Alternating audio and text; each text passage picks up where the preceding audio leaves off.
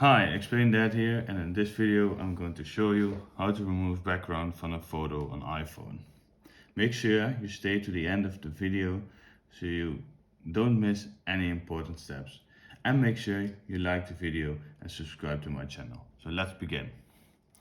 First we need to do is go to your gallery, to your photos, and if you have a photo from a person or from a dog, in this instance, you can press on the dog itself and it will take out the dog from the background.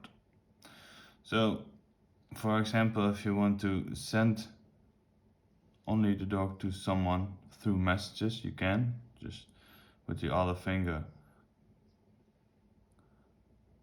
go to messages and then to the one you want to send it to, and then press on the plus, and then you will send it to the person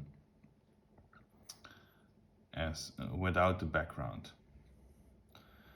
The second thing you can do is go back to the photo again,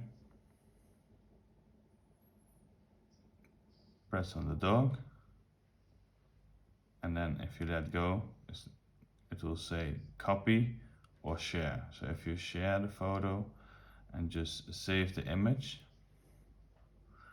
what it will do, it will save the image without the background. And this is how you remove the background from photos on iPhone.